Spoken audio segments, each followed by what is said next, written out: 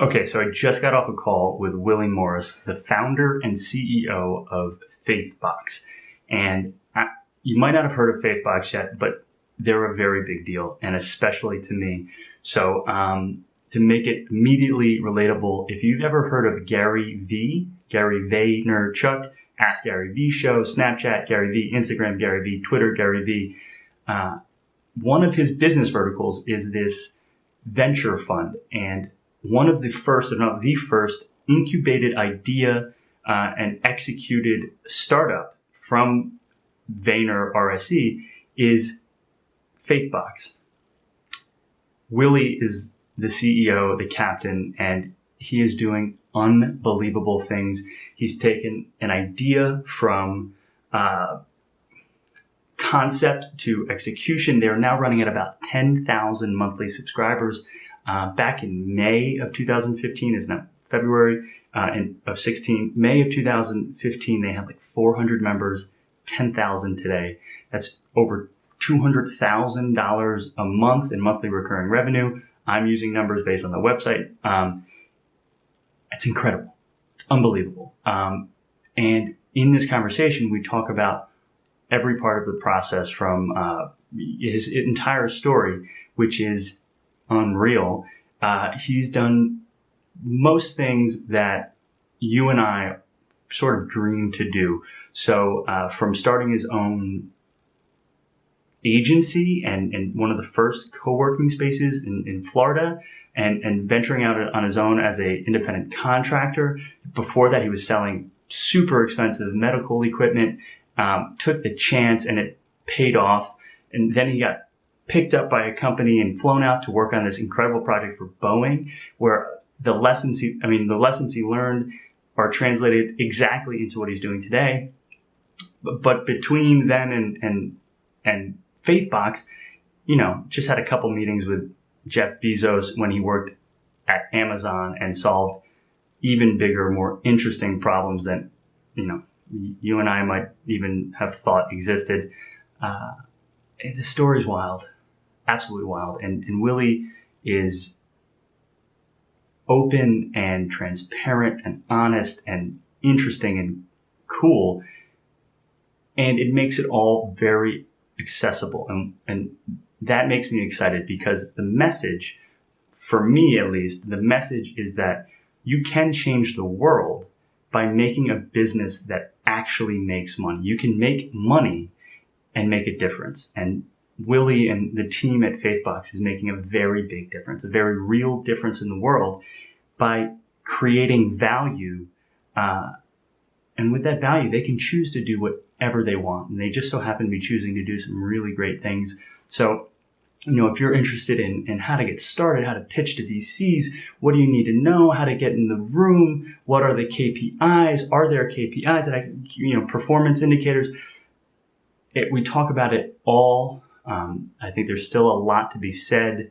Potentially we'll get Willie back to unpack even more of the story. But what a cool conversation. I'm ecstatic. I cannot wait to share this with you. So the time flew by for me. I suspect that it will for you as well. Without further ado, here is my conversation with the founder and CEO of FaithBox, Willie Morris.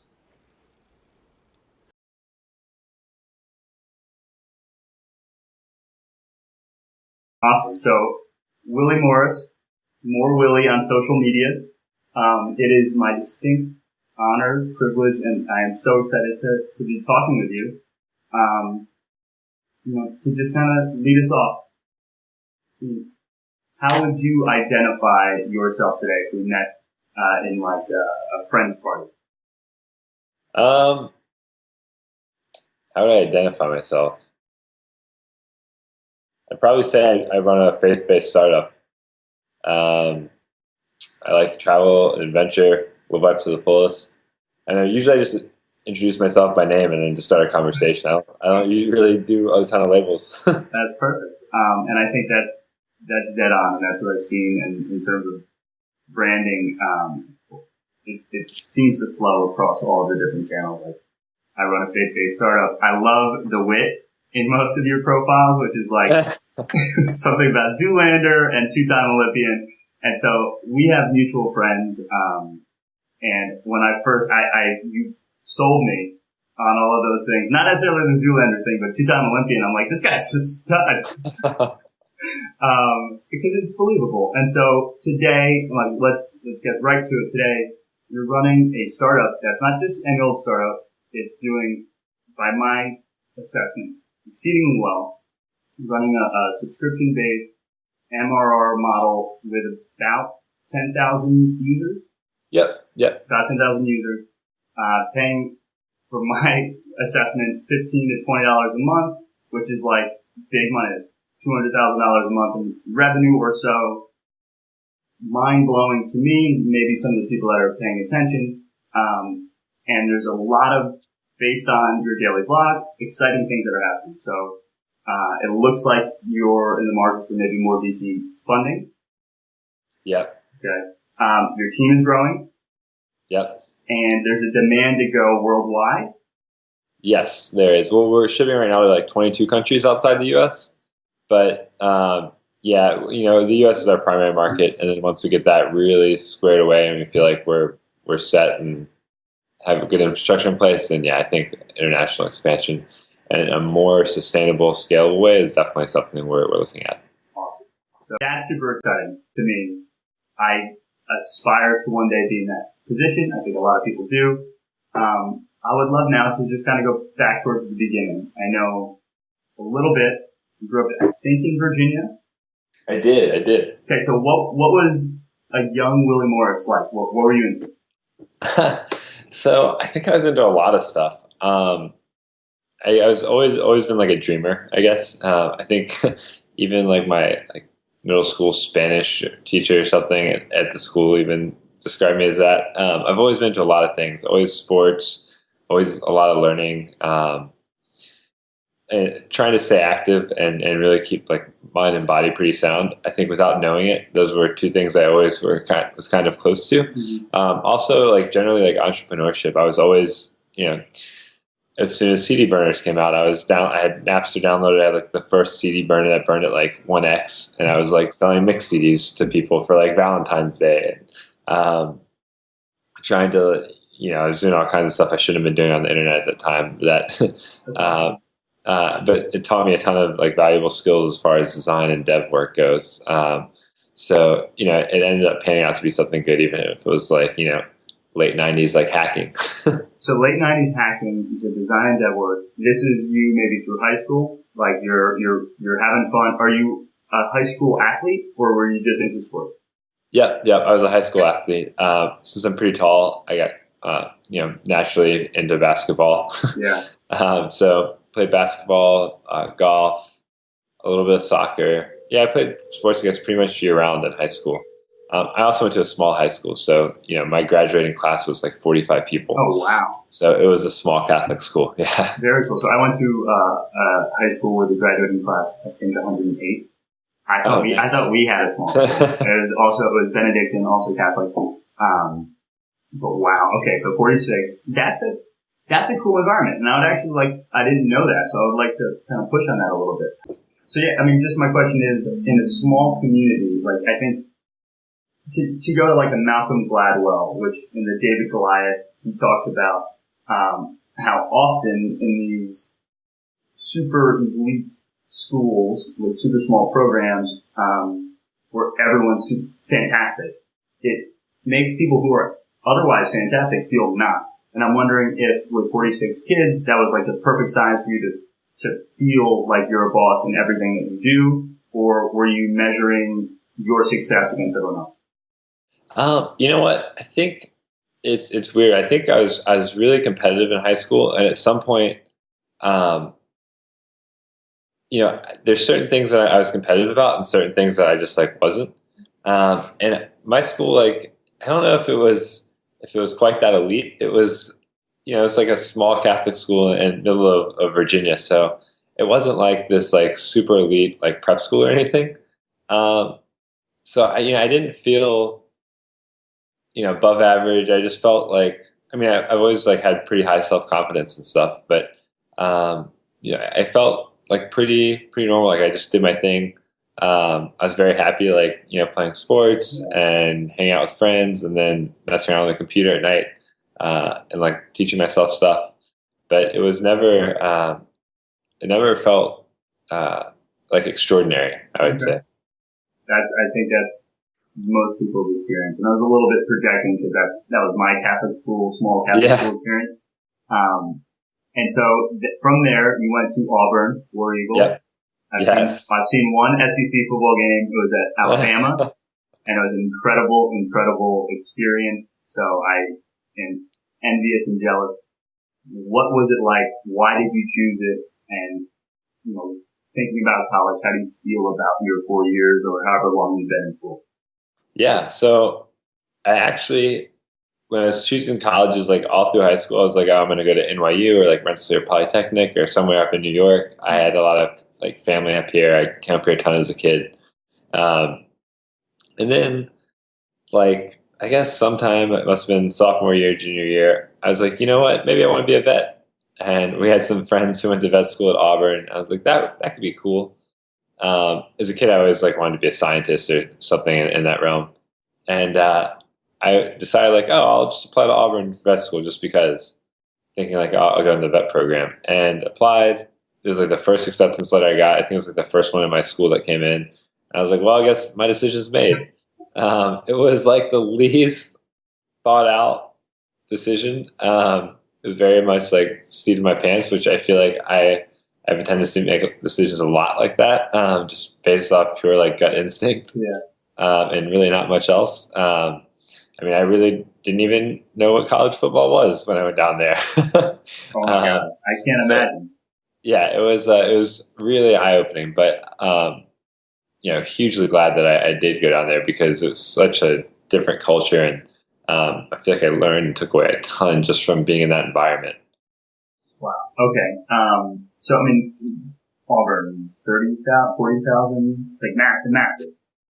Yeah, I think it was, when I was there, I think it was like 25,000 undergrad and then another like 5,000 or 6,000 grad students, so around 30,000. I mean, that's as big of a difference from 40 kids in your senior class to, you probably didn't even have a class with only 40 kids in it in your freshman year, I can't imagine. So, that transition, how did you show up? Like, did you feel yourself change as a freshman? Like, by senior year, were you a different person through the experience? Like, how do you think it went? Yeah, so I definitely think it was transformative. I went down there. I had friends like outside of my high school and stuff, so I had like a pretty, I was a pretty social kid. So I didn't have like problems with the size that much. Mm-hmm. When I went down there, I didn't really know about Greek life or anything, and realized like in the South, like it's a big thing. So like I joined a fraternity when I was down there. I was probably only active in it like a year. Mm-hmm. Ended up making some really good friends in it and some good friends out of it. And we kind of like went off and did our own thing.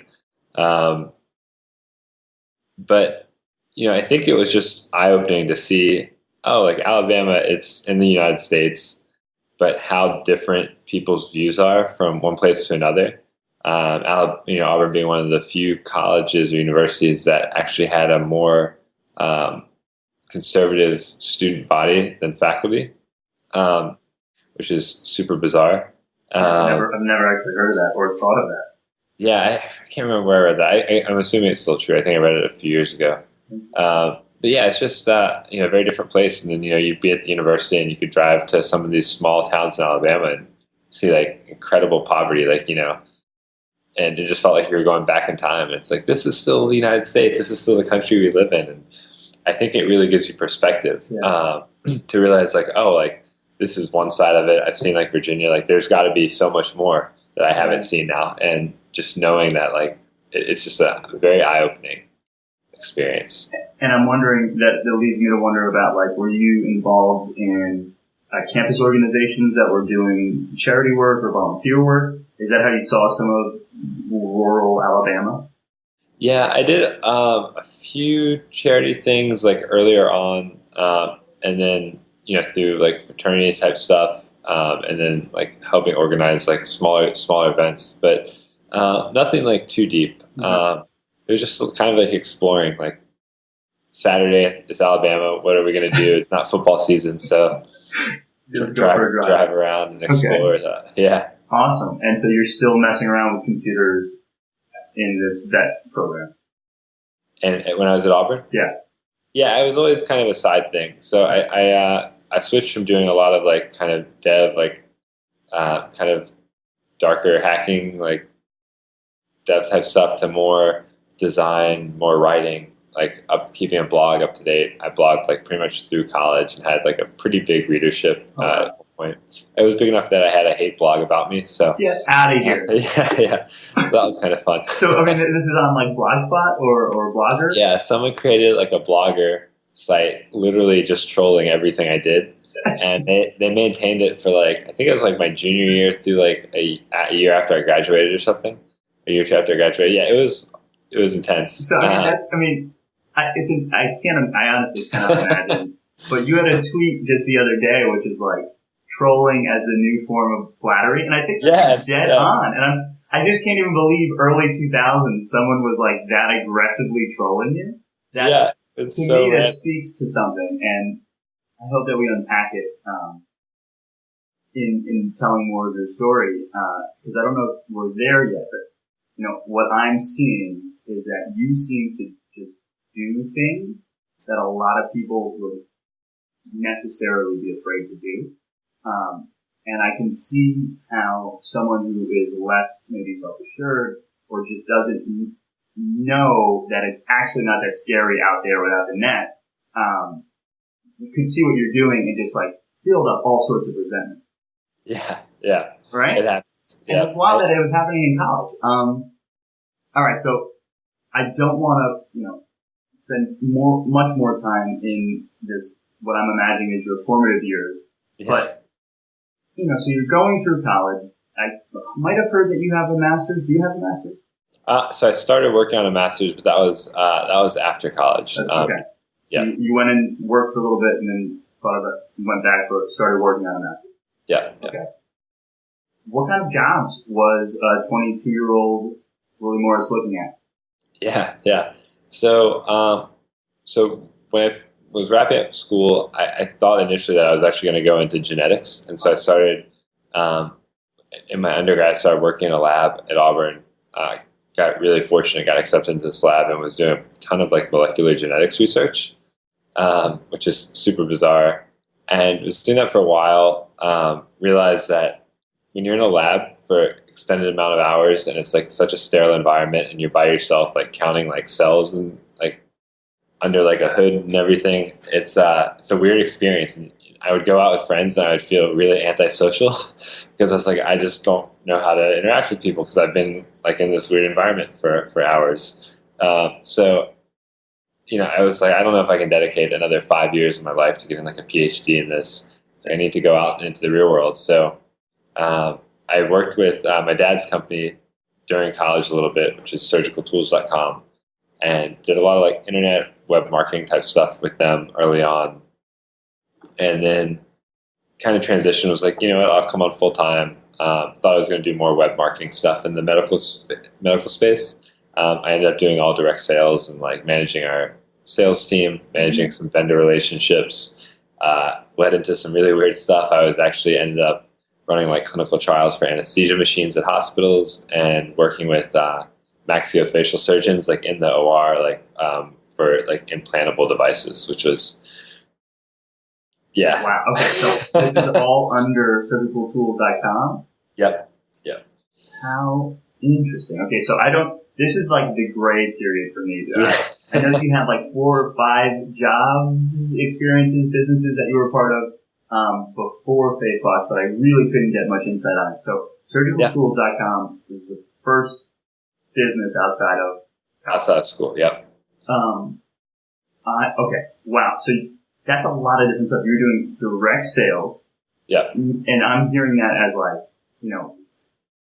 mail marketing and like creating inbound leads, but also probably in person, going to mostly in person. Like showing up at hospitals, like, hey, like, and trying to build those relationships with people, and or having pre-existing relationships to the website and following up in person and stuff. So what kind of customer base does surgical tools have back then, and like how much are surgical tools going for? Am I buying like a scalpel or 10,000 scalpels? Like I don't even, you know what I mean? So the customer base is a ton of government contracts, so a lot of VA hospitals and stuff like that, but also a ton of just general like hospitals in general, non-government, privately owned, and a lot of like capital equipment. So anesthesia machines were like really big. There was a new anesthesia machine on the market that we were working with.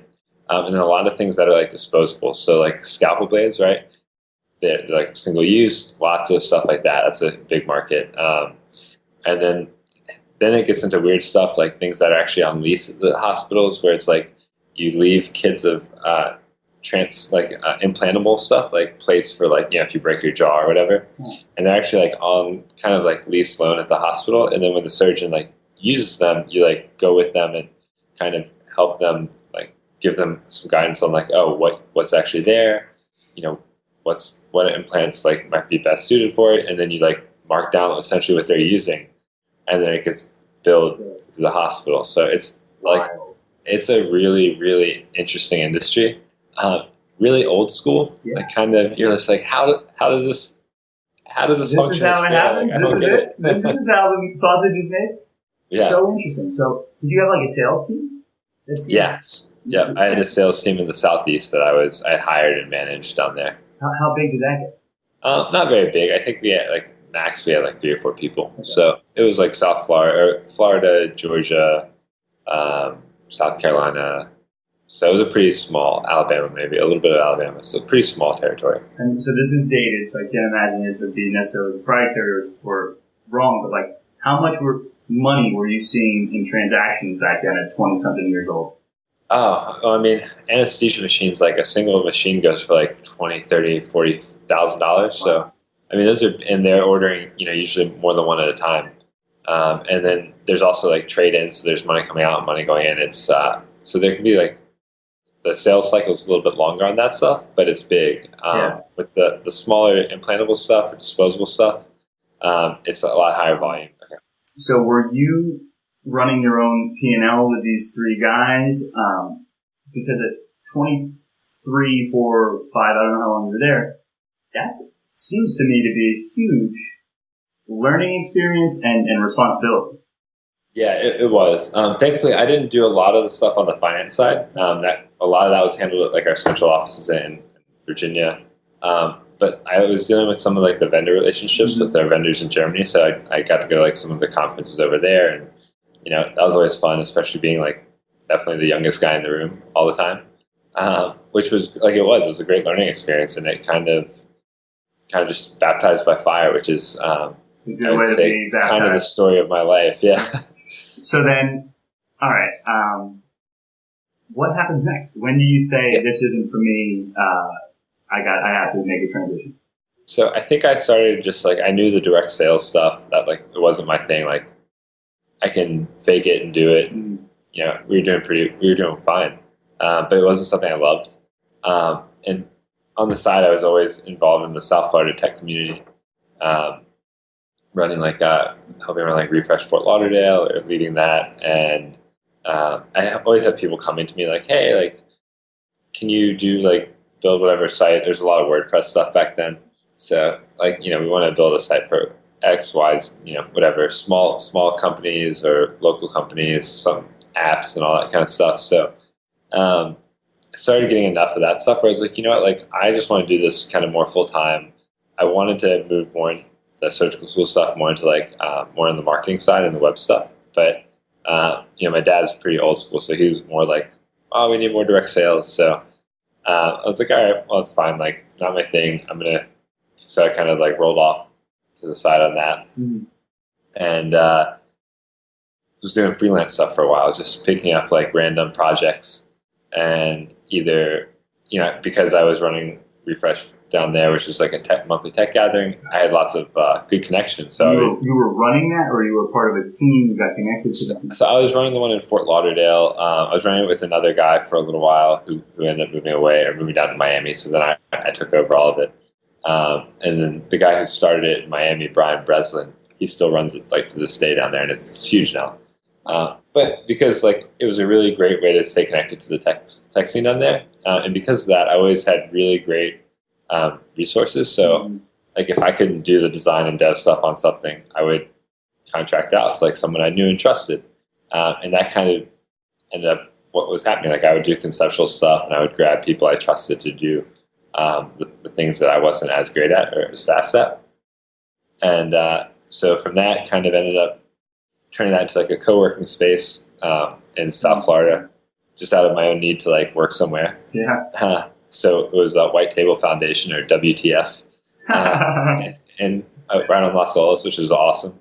Ended up having like cultivating a really great small group of people working from there, and then a small group of us, me and Andy and two other guys who moved to San Francisco. We were like, we should just turn this into a small agency, and did that, and turned it into a nice little agency down there.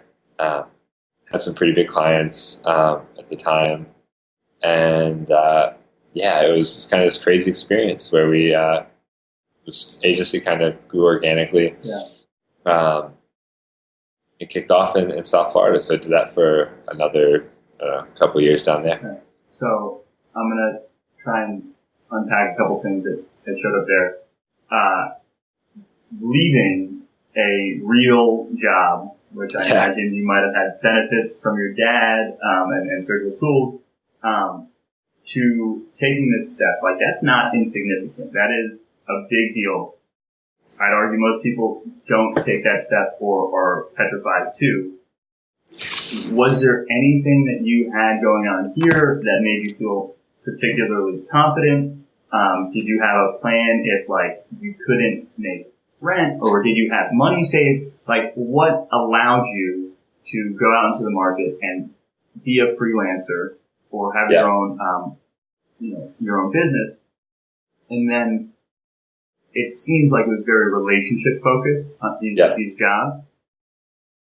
How did you take a relationship and pivot it to a working relationship where you get paid money to deliver value? Yeah, no, that's a great question. So I think, I think the thing with taking that step, I really didn't have a lot saved up. As a young 20-something, it just wasn't on my mind. Mm-hmm. I think it came down to like my confidence and my abilities to make money off of my skill set, and I had enough like kind of freelance clients like in the mix and like coming to me that I was like, if I just start saying yes to all these, like I should be okay. Which it sounds really easy when you say that, and then you kind of take that step away and like one kind of telling like your family, in this case like my dad, that like I don't really want to be a part of like this business that you built. It's not the easiest thing for them to hear sometimes, and not an easy conversation. And then to say like, well, and on the other side, I'm not going to another company. I'm just going to wing it for a little while, right? Especially like I think the older generation, like they don't get that. So that definitely caused some tension with me and my dad for a little while. And it was hard, but it came down to like, I know it makes me happy. Like I know where my skill set is, like, and where I want my future to go. Like I just need to do it.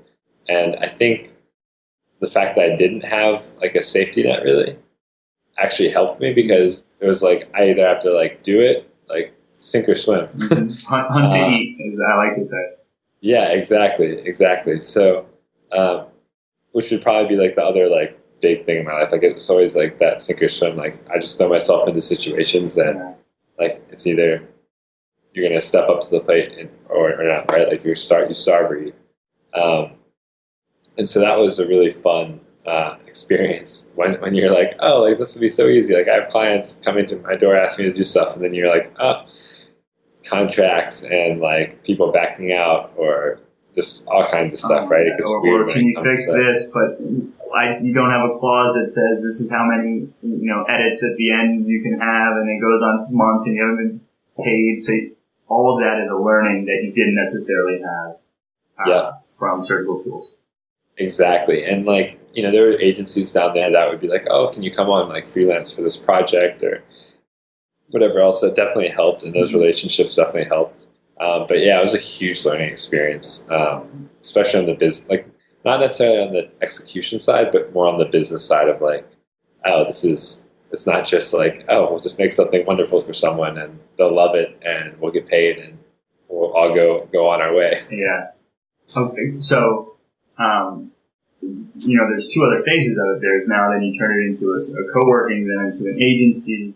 My immediate thoughts, without trying to go too deep into this rabbit hole, because I know there's at least Amazon coming up, and then something else, right? So, were you learning it all on your own, or like to find your own space and then sell, tables or desks or something? It's like very different than selling a website design. Yeah. How did you do it? I think, it was pretty easy back then because there was no co-working spaces. So the tech community, a lot of these people who were doing like freelance dev work, design work, they had no place to go. And so creating like this great space, we kind of subsidized space from this other agency, and it was like on a canal. And it was just like, it was a really great space to like come hang out. We would like play like beer pong at the end of the day, or like flip cup. And, it was, I didn't really have to sell it. I created something that people wanted. And because of the community we already had with Refresh and stuff, it was like a very natural fit. And so it was as simple then as saying like, hey, this space costs $5,000 a month. If we get 6 people to pay $1,000 each, it makes money. Like this is not a bad idea. This is a decent idea. Exactly. And at that point, it wasn't even about really like making money. It was like, I have a free place to work, and I have like a creative space now to do it with really cool people around me. And kind of knowing that like, oh, like some other good stuff will come out of this. And it did, right? The agency was born out of that. We outgrew that space, moved to another space. And so, yeah, it was great. Then you say, hey, listen, guys, it's been great here in Florida. You need to change up. Do you go to Seattle for Amazon? Yes, so I went to Seattle. So I didn't go to Amazon. Is that next? Okay, you did. Okay. Yeah, so we kind of hit a ceiling in Florida, I think, at the time. I think it's changed now, but at the time we were like, you know what? It was early in the iOS, evolution and ecosystem, and we were like, felt like we hit a ceiling with like what we could do down there, what clients wanted down there, and just general like frustration. We were living like this great like relaxed life, but like I don't think anyone wanted that yet. Like we had the photo studio in our office, like models coming in and out, like leisurely pace, and I think everyone was like, but we want to do more. So 2 of the guys that we worked with full time, one went to New York, one went to San Francisco, and then one went to Austin. And it was myself and my partner Andy, and we were working. We had like contracted people depending on what projects. And I was like, dude, I gotta get out of here. And I had an offer from a company, Effective UI, which was an agency out of Denver, but they had their biggest client in Seattle, which was Boeing. So I got asked to move out to Seattle for that, and I was like, you know what, like I just gotta do it. So I rolled off of all that stuff. Andy took it over, and I moved out to Seattle and took over working on these crazy projects for Boeing in a completely different industry. That's okay. So user UI, user experience, and then user experience, UX, UI, user experience, and user what? Is it on? Yeah, it was really, for me, it was always more user experience. Okay. Like, the UI is part of that.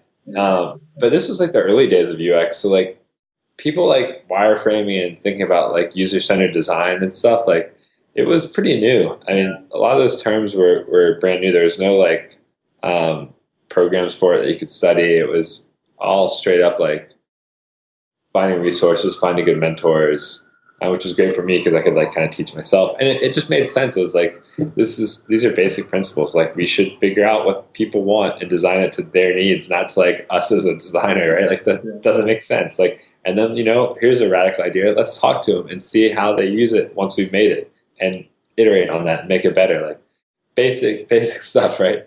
You would think. Okay. Yeah. And you just so happen to do it for one of the biggest companies on planet Earth. Yeah. So, I mean, I can't even imagine. They talk about, it's not easy to turn around an ocean tanker. So how did you, in this new role, start to change the way Boeing did business? So the project we were on, it was kind of immense. It was a really big undertaking. So we were working with their customer airlines, so consumer airline division pretty much. And so people like Southwest, right? People who Boeing's clients are big airlines. And so for them, the biggest things are safety, number one, above all else, like highest priority, and two, efficiency. So anytime a plane is on the ground, it's losing money for them. So we were like, we were looking for like inefficiencies in their processes and systems. And one of those was how kind of mechanics and engineers meet the plane when it lands, check it, assess problems, fix problems, and then get it back in the air. Just because, sometimes the plane's like 30 minutes away from the maintenance hut, right?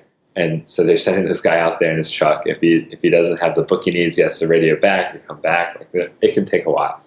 So we created this whole platform with this suite of 3 different mobile apps to help mechanics and engineers assess problems, figure it out, get it back in the air, and then kind of keep this history of each individual plane's like issues, history, just general like maintenance history. Yeah. So it was awesome. I was like on the tarmac at like SeaTac with like the mechanics and engineers like throughout the day, like meeting planes, coming back and forth, like figuring out what they do day to day, and then trying to plan out how we could move that into like the digital world. Yeah. And it was cool because it wasn't just like, I think so many times now we hear like UX and we think only digital, only UI. That's where my mind went. I would not have thought that you were on the tarmac. Okay. You have to think about when you're talking about like real world issues like that, it's not just an app that solves it, right? You have to be cognizant of the fact that, they could be out there in the cold with gloves on. And if you have a tablet, like how are they going to interact with it? If they're spraying like de-icing and stuff that's corrosive, like what kind of case are you going to have on the iPad? So like there's so many things that go into these, like when you're trying to solve like problems of that scope. And to me, that was just like the most interesting thing. It's like, this is digital and physical. Like it's a holistic problem that we're solving. We're not just like creating an app and like, go use it, it'll be fine. It was thinking through all these problems that arise, environmental issues and everything else that affect the real user experience. I mean, I think that's a tremendous insight, and it's one that didn't even pop for me. I try and anticipate where this might go, and I was like, man, okay, so you're on the tarmac, you're solving an actual problem, and I didn't even think that would be a problem of Boeing's. I was thinking totally like internally, and so the people doing the work on planes, they're not Boeing engineers, they're Southwest engineers. Yeah. And just in service, you want to equip them with everything that they could possibly need to make your planes do what they're supposed to do perfectly. Exactly. That's awesome. Yeah. And so now you're in Seattle for a couple years, all user experience, all solving real problems for real customers that just so happen to be paying. I don't even know how much a commercial plane might cost. Oh, it's ridiculous amounts. Yeah. So I was at Boeing. I wasn't even there that long. I was there probably about like just over a year, maybe. Okay. And like to me, when I think back, it still amazes me the speed at which we built out as much as we did. Yeah. It was really like ridiculous, especially for a company that moves fairly slow. Yeah. But it was just a really interesting like agency engagement because the agency wasn't there. So like the team I had was like agency people, but also full-time Boeing people. And it was just a very interesting dynamic. But then from there, I kind of got poached a little bit to Amazon. And I think I love the Boeing stuff, but I felt like we did it so quick and got it out there. And I wanted to go more on the consumer side. So let's talk about that. Tell me, how did they pitch you? They said you'd be doing user experience and actual design on consumer-facing products from Amazon? Yeah. So it was the Amazon Video team. Okay. So it was actually Amazon Instant Video. It's since turned to just Amazon Video. Thank goodness. And yeah, I met with the team there. They had two open positions, I think, and I ended up going into like the mobile role. So kind of designing experiences across like their mobile ecosystem, which is like all the new Kindles when they're coming out, the old Kindles that they're still supporting, iOS, Android. At the time they were trying to do the Amazon phone. It was like very early stages. Fire phone. Oh, so bad. And then I kind of got pulled into a bunch of other stuff as well. So I worked with IMDb, which is Amazon owned. I don't know if a lot of people realize that. I didn't, but I did. Okay. So they're owned by Amazon, and there's kind of Amazon's like one differentiator that they have on a lot of their video stuff. It's called X-Ray. So if you're watching anything on Amazon, like on Fire TV or iOS or whatever, and you tap the screen while you're watching, you'll see the actors that are actually in that scene and any music that's playing and anything else because yeah, it's awesome. It's really cool. So do you need to be on an Android or Amazon product to see that? No. It's on iOS now too. Yeah, and it's awesome. So I designed that experience when I was there, which was really cool. So I'm a non-designer, and I just want to clarify for maybe anyone like me.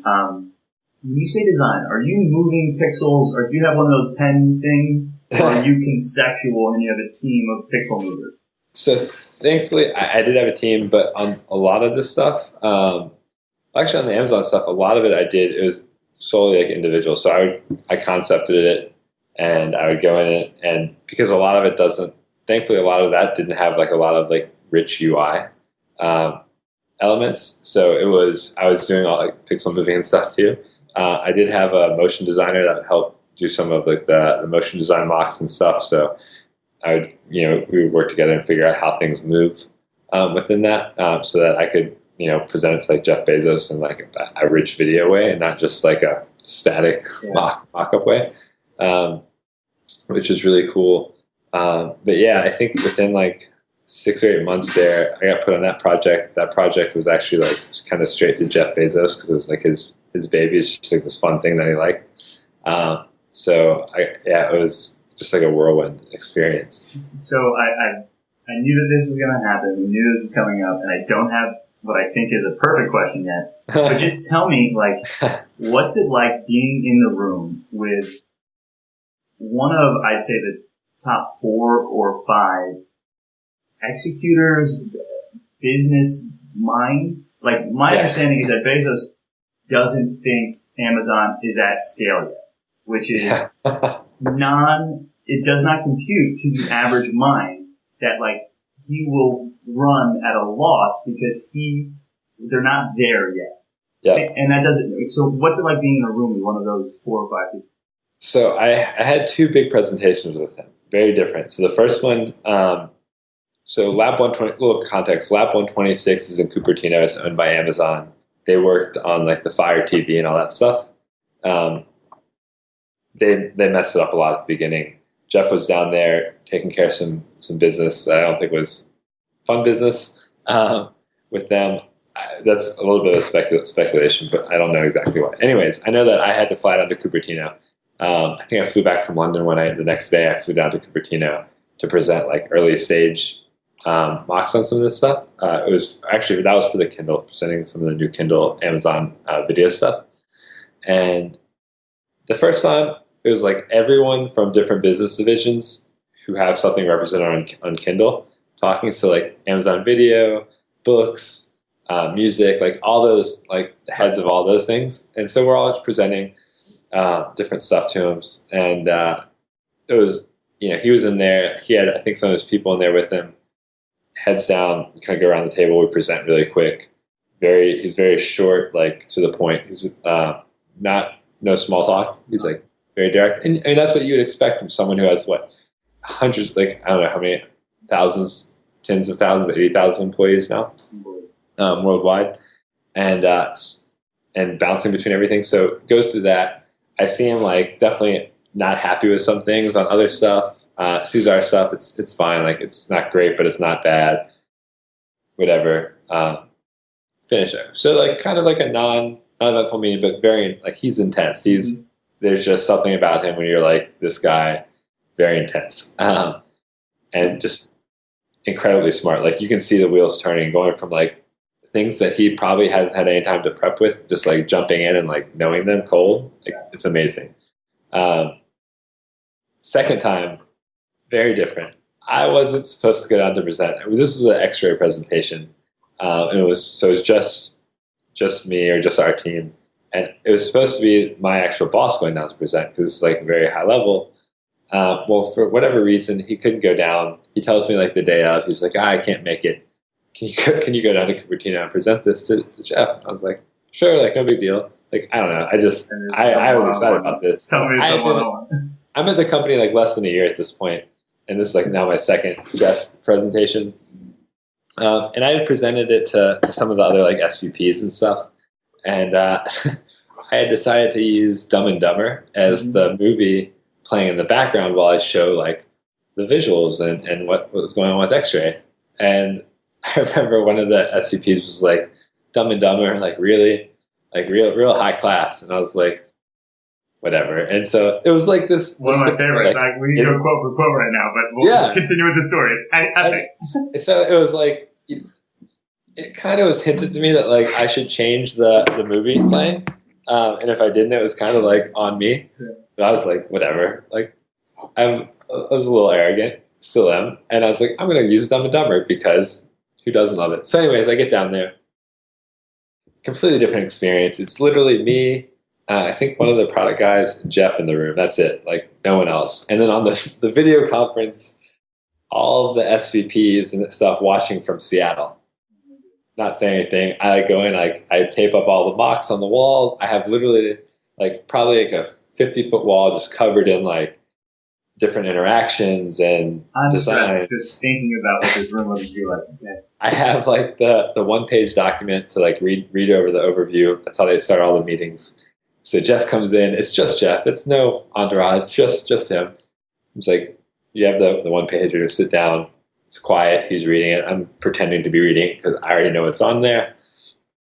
And we start looking over the stuff, and I'm just like, it's like one of the few times in my life where I've been like really, really nervous and going over, answering some questions. Like I'm just being very short to the point. And I remember at one point, Cole Needham, who's the IMDb founder, who's like one of the nicest people I've ever met, is I think he's on the video monitor too. And Jeff looks at me and goes, "Hey Cole," he's like, "This is pretty cool. Would you use this?" And Cole's like, "Yeah, I can't wait till it's out. Like I'm going to use it all the time." And Jeff's like, "Yeah, me too." And it's like the pressure just dropped off. And like I go to this very very like casual conversation mode, and I don't even not even thinking like I'm in the room with Jeff Bezos anymore. And apparently at some point Jeff he was like, "Oh, so it works like this?" And I was like, "No, that's actually wrong." I told Jeff Bezos he's wrong. Yeah. I didn't know this till later. But everyone watching on the screen was like, held their breath because they were like, uh-oh, like it's about to like be over. And then I just explained it, and we just went on, and like nothing happened. They told me about that like when I got back to Seattle. So anyways, we sit down, and we're about to watch this video like presentation I did with like it shows essentially the interactions and stuff with Dumb and Dumber in the background. And I think one of the SVPs like made like some snide remark about Dumb and Dumber. And Jeff was like, looks at me, like he's like, "What are we about to watch?" And I was like, "Dumb and Dumber." And I see a smile like kind of like go up his lips, and he's like, "So you're telling me there's a chance?" Yes. I was like, yes. And so like I start quoting, and he starts quoting, like everyone's just like erupting. Showed him the thing. He loved it. He like it was like amazing amazing experience. I got back to Seattle. I was like a rock star. I'm like getting high fives in the hallway. Cool. Last time I went back there, like it's not exactly Amazon lore yet, but it's pretty close. It's as close as you can get to a living legend. That's awesome. That is so cool. And that's a great quote. I'm so glad that Jeff Bezos said, "So you're telling me there's a chance," because that is, if there's anything, it's like that's the part. 1 in a million is good enough. You're saying there's a chance, and I think that's like that is what he would remember or what he would quote. Yeah. It makes so much sense. Awesome. So now I mean, I have goosebumps. I'm thinking about it. You're riding high. How much longer are you at Amazon? So I kind of used that as leverage because I knew I wasn't ready to settle down in Seattle. I love Seattle, but I wasn't ready to just like hang out there. So I kind of used that as leverage to be like, well, kind of think about moving to New York. Can I work, remotely in New York? And Amazon was great. And they're like, yeah, of course. Like, go there. We'll try to find office space and see if, we'll work it out. And I was working with some people in London as well. So I was like, oh, perfect. I'll be in the middle. But it turns out that like when you're in New York, you're not on either time zone. So you're in everyone's time zone. So it was just like, and the Amazon offices here like had no space. So, like I was working from home and just like it was not a great situation.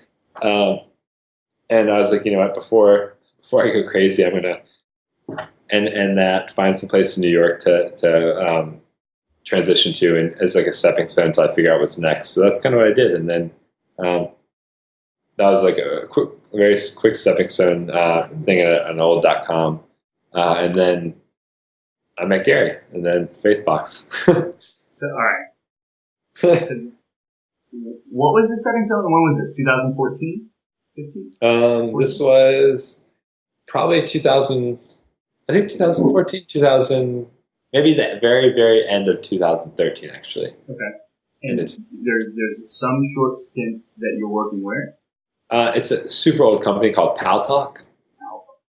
Okay. Yeah, it's the only time you may have heard it is when all those Prism allegations came out. They were one of the three companies mentioned. They were the company that no one knew about. It was like, who was like Google, Apple, Paltalk. Yeah. They've been around since like the 90s, late 90s, and it's like a really bad version of like AOL chat rooms. Okay. But with video, and it's just a mess. And they had recently hired like a new CEO who was going to kind of revamp the product. So I came in to revamp everything, which was going to be a really fun challenge. And then it had some weird bureaucracy stuff, and he left. And then I was like, if you ever saw that movie, the show Silicon Valley, when the guy's like unassigned and like on the roof, I been brought in to do all this stuff that they decided like not to do. And so I was like the unassigned guy. I literally fell asleep on the couch one day in the office. I was like, I don't know what I'm doing here. Oh, no. Okay. So I mean, that's reassuring though, because I think most people would say, you're this successful startup founder. I'm calling it successful, whether or not you do. Successful startup founder, you must just like breathe hustle, or I'm going to work 24/7 all the time. But if you're not aligned incentive-wise or curiosity-wise, you're not just going to toil for the sake of doing hard work.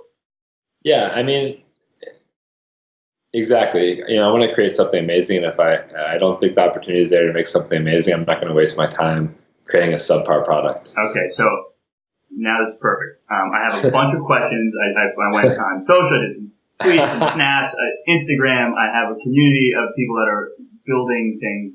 And so I have some questions that all pretty much start here.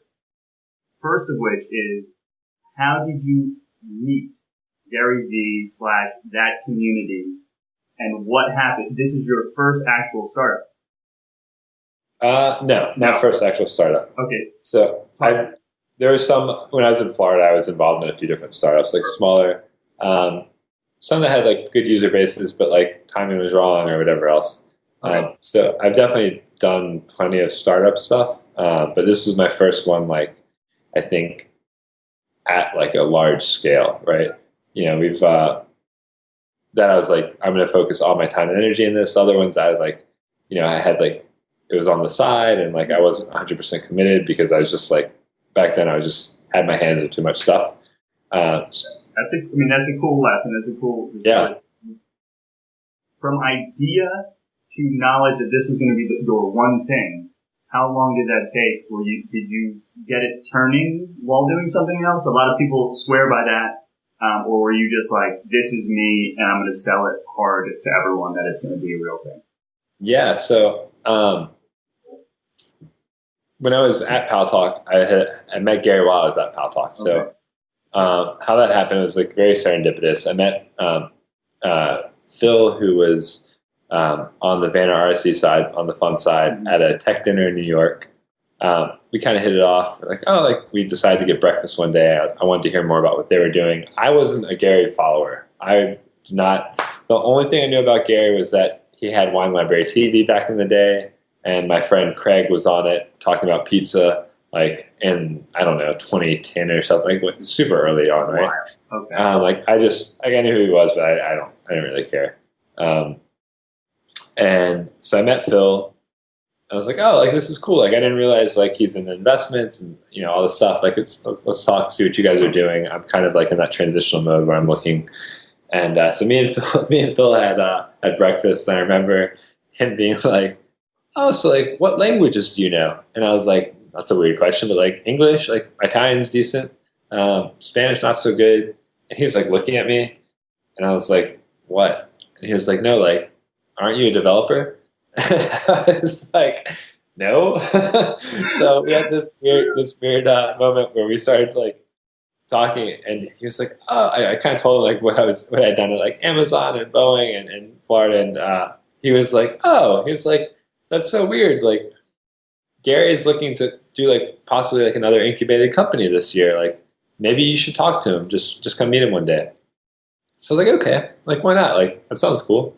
Like, obviously he's done amazing stuff. Like, sure. To be clear, you had nothing to pitch yet. No, nothing to pitch. Cool. Go ahead. Just the idea that like I was interested in the right fit and creating something. So I met with Gary.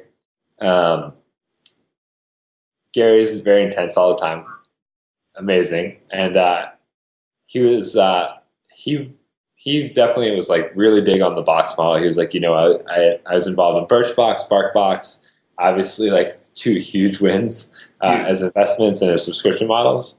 And he was like, I've done something with my brother. I've done something with like my best friend. I want to see if I can do something with someone like I'm just kind of getting to know. And I want to do something this year, incubate it. Think about the box subscription model. Let's meet again and talk. And I was like, yeah, like great, like that sounds super interesting to me. Like, I'll come up with some ideas. Like, that's what I do. So came back probably like a week or two later, and I had a few ideas. I think,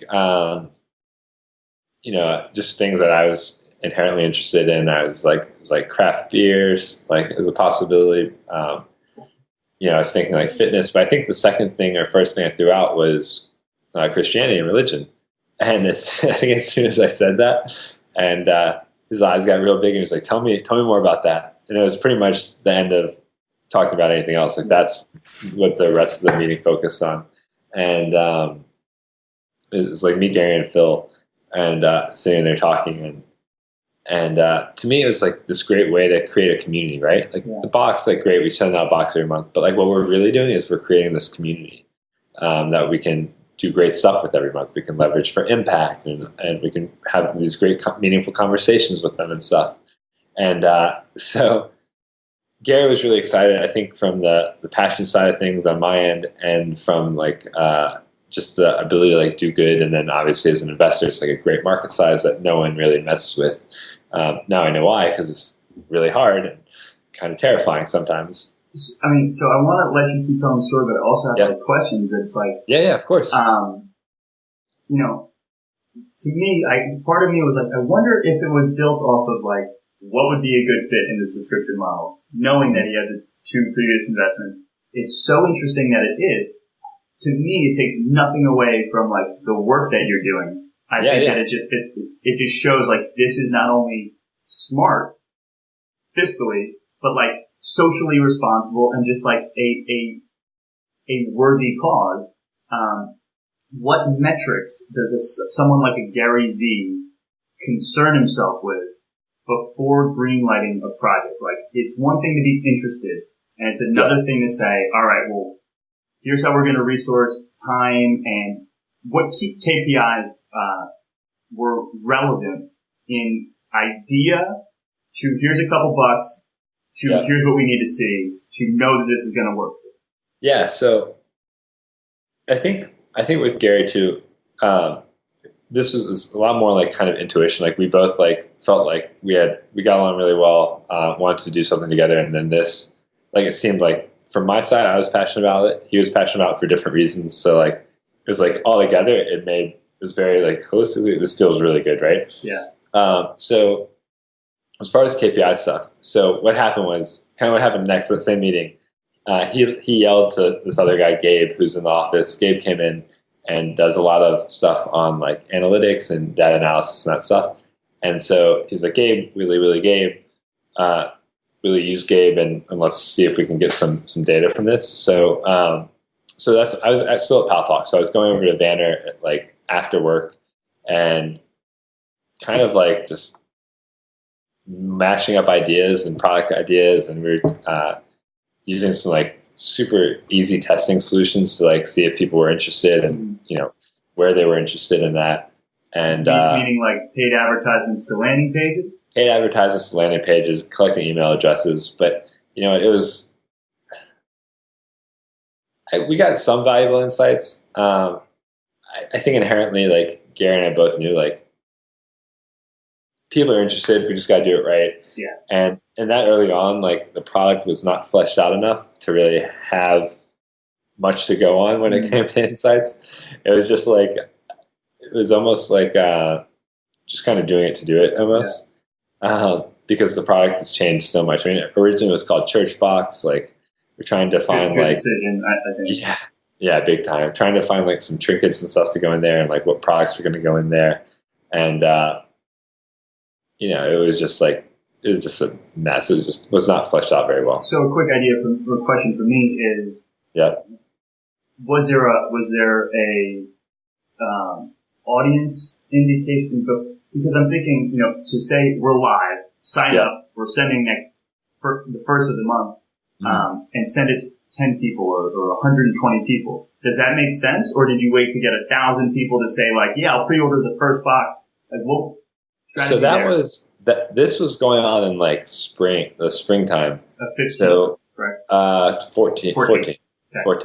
And, that kind of went on. Then there was like a pause because like, I think, like I said, we both knew that this was going to happen. It could be really great.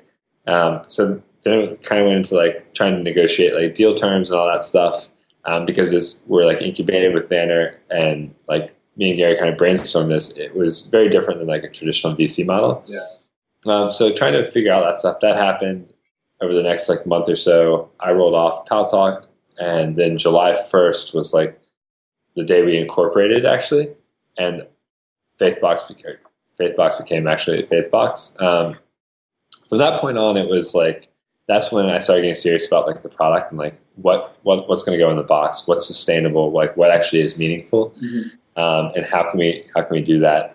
So, and then, you know, building out the real website, right? Yeah. So that went on from, I would say, a lot of legal stuff in July. August was really when the product stuff started happening. August, September, October, 3 months of like product, web stuff, finding logistics solutions, all that. So not very long. And then we shipped test boxes out in end of October. So November. The November 2014 box was our first test box. Okay. December was our second test box. And how big is the audience at this point? Like how many boxes were there? Small, like 50, 60, I think. Okay. It was small. It was meant to be like really just a test audience. Like let's make sure our logistics, supply chain stuff is working and make sure you don't have any like egregious bugs in the website or any of that stuff. And then January 2015 was the first official like public boxes went out, and we went out to 400 people maybe. Fantastic. So knowing that this might be sensitive stuff, what advice would you give to someone who in their first or second project is looking for VC money? How did you go into those conversations and negotiations? You know, were you asking for money or were you asking for like a long-term equity position? You don't disclose anything that you can't, but like, what advice do you give to someone thinking about this conversation? I think, you know, that situation was really different than the previous startups and stuff I worked with, where we have an idea, we pitch it, we want money for equity or a convertible note or whatever. With this, it was, I really like Gary. I was like, I can learn a ton from this dude. And like, this could be the first of like many things we do together. So it was more like, let's give a little bit more than we would normally would on this end. So I say that the first takeaway is like, figure out what you want to get out of it, right? Is your long-term goal for this, is it to build something up and make a ton of cash? And which is that's fine. Like, if that's your goal, like, just know it. That's what it is.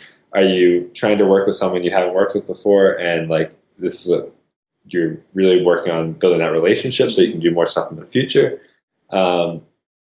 Or, is this going to be like your career path? You want to build this company up and run it forever and ever. And like, that's your legacy, right? They're very different things. That's fantastic. And so knowing what you want your desired outcome to be and planning based on that is, I think, really important. Awesome. So I've heard before, learn or earn, generally trying to do both puts you in a weird situation. And so it seems like you went with learn in this phase because of the great opportunity that you have to be mentored by Gary Vee, and be a part of that infrastructure and community that is VaynerMedia, and everything that is connected to it. Yeah, I mean, so I'd say, it was majority learn. There's still definitely like an earn portion, right? Because like, I wasn't like, I'm not like just fresh out of college and willing to live like in a box on the side. Understood. The classic Gary Vee. If you're 22 and not willing to sleep 9 people on the floor, then you don't want it. Understood. You're early 30s. Yeah. I was 29 or 30 at that point. And, I told Gary, I was like, look, I'm not at that stage of my life anymore. What I'm really good at is building products and figuring that out. And like, that's what I want to do. And you've done the work to prove that I had that risk. Yeah, exactly. Right. Like it wasn't, and that was the big difference between the early startups I had worked with and started versus later on. Like earlier, I don't think I was confident in my ability, but now I had like the background where I would say like, yes, like millions of people use what I have to like watch, entertain themselves or like be safe when they're like traveling. Like I felt like pretty legit. Like I feel. And even going into like, I never built a physical product, so I've never taken on something that's not like really in the digital realm. And that was like a fun challenge. Like, this is like subscription seems like a really big challenge, and I think that was the allure of it for me too. Like we could, like we're building this great community, and like month over month, like we'll try to if we don't have something people like, they'll just leave and like we'll fail. So it's. In the most extreme sense, it's like we have to build something every month that one, we're going to ship every month, which is crazy and terrifying. And 2, we have to build something every month that, our audience likes and finds enough value and meaning in that they don't leave us. So it's like the challenge of that is immense. And I think was a big part of the lure as well. Okay. So a couple more questions from my community. And I want to respect your time. But so from January of 15, let's call it box 1, to now February of 16, box 13, you went from 400 to 10,000. Yeah. That's incredible. It's incredible. Congratulations on it. Thank you. If you don't take time, I'm going to take a couple seconds here to give you a clap. Now, you're looking at a next level of VC influx of cash or something. And I'm wondering, because one of the questions came in is, how do you see the landscape right now? Are people disenfranchised with, like, everyone's a startup, everyone's and is capital drying up? Or is there a tendency toward downward valuations of businesses? And what are you looking at? You happen to have a monthly recurring revenue model, which is exciting. I think because it shows a consistent, source of income, and you can assume certain things about the future. But a little insight into those type of communications would be awesome. Yeah, of course. So one, the landscape is very hard right now for raising money.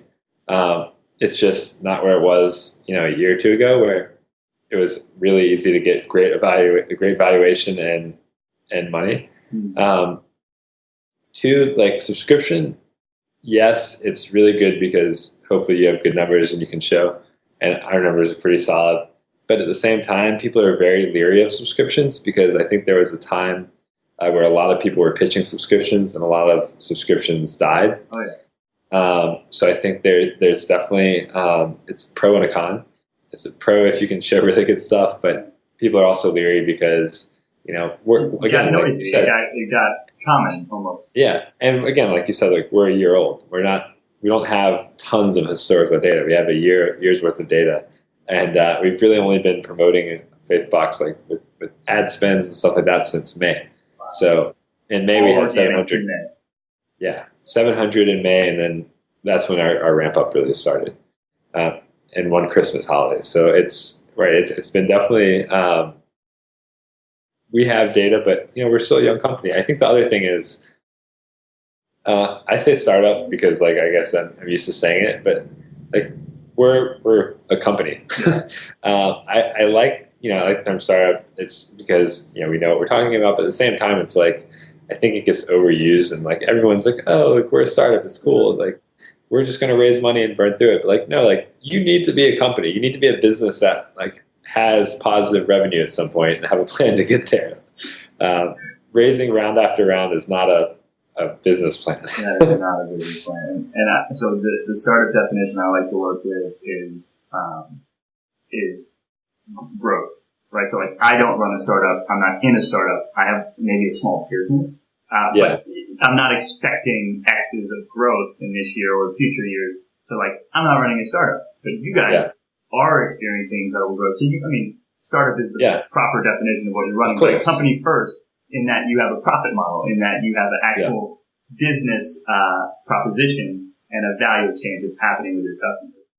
Yeah. Which is fantastic. What is standing out now, a year into this, or year and a half into this? What are VCs looking for from you to validate why they're putting money in? And I think it's interesting in that you're saying, there is a downward on the pricing or on the valuation, but it seems, or I've heard, never experienced, but I've heard that being overvaluated is also one of the worst things because you kind of lose that hunger, that hunt to eat type mentality that you've grown with. And now you have all this money and you start doing stuff that doesn't necessarily serve the business perhaps. Yeah. I think that's true. I mean, I think some of that's like inherent in personality though, right? Like you give me like 10 million or whatever tomorrow, like we're still going to like be pushing because we love our community. We want to grow. We want to make an impact. And like we do that by growing the company, not by raising money. But sorry, I forgot what the question was. What are VCs looking for then as they're deciding to give you money now? Yeah, I think there's a lot of key metrics for subscription models, like monthly recurring revenue, like seeing that curve go in the right direction. Churn is like a big thing, like how many customers are you losing every month, or how many are you keeping? So those are two really big things. Kind of customer lifetime value, and then I think just like how are you going to get to that next level? Because getting to 10,000 is one thing, but getting from 10 to like 50 is a whole other thing. So like is the market size big enough, and do you have a plan that you can actually scale to match that? And are you going to be able to fulfill those orders and meet that need as it comes in? That's fantastic. And so then my question, and you don't need to tell the world how you're going to do it, is there, how do you look to growth in the future of your business, especially with the idea that like, I know that there are plugins on Shopify that promise that they can create a subscription model, and it's like, takes a second. So assuming, and I don't know who competition would be in your space, but assuming like, assuming competition, which there always is, and that people will have other options, how do you plan for growth? What is important to you and your vision of this business and the community you're building? Yeah, so for us, like I kind of mentioned earlier, the box is like one part of it, right? The box is a really great way to build that community initially, provide value for people, and get to a larger size community. But for us, like we have to look at other revenue models. and that comes from like, how can we serve our community the best? Like when you get to like 10,000, whatever, even when we were at like 500, we tried to be very in contact, like with what needs we were not meeting as well as we could, and fill those. So like in July, we introduced like a monthly devotional into all of our boxes that we create the content, we self-publish every month, and we include that. And that's been a huge hit. So as daily, if I'm not mistaken, so it's not a monthly to a daily devotion. Well, yeah, it was one card for each week, and then we moved to the monthly devotional, which has content for every day. And so I think as we get bigger, it's figuring out what those are. I think one thing we've realized is like single boxes that are like for very specific occasions, like felt needs, like grief or life events, like weddings and stuff. Like we get a lot of questions, like, oh, like can we do that? Can we? We actually get people who want to buy a box for someone who like needs like inspiration or like needs a message, but they don't know who they are. So essentially they want to like donate a box to someone. Oh, wow. So stuff like that. And then for us too, we want to really be a great place for Christians to come for like really non-cheesy, great products, but also content. So this year we're really trying to ramp up our storytelling and figure out how we can tell the story of the companies we work with who are awesome, the nonprofits we're supporting who are doing like absolutely phenomenal things around the world, and really like our team and like what's going on in like Christian culture. So that's kind of stuff we're focused on. And that changes the game. So right now, it seems you said from May to today, there was a pivot to this user acquisition model where you're paying and then translating that ad spend into customers. But now in the content play, in the storytelling, there's an opportunity for viral engagement or people to come on their own accord without necessarily seeing an advertisement. Yeah. And we want to do that for like one for customer acquisition, but also for our community who's already there, right? Like we have these great relationships with people in the Christian world, either nonprofit, influencers, whoever, and we should be making content. I feel like we're dropping the ball by not making content right now for our audience. So we're trying to get better at that and just provide the most value we can. One thing we've always tried to do, and I've tried to do with this company, is really stack up as many wins as we can.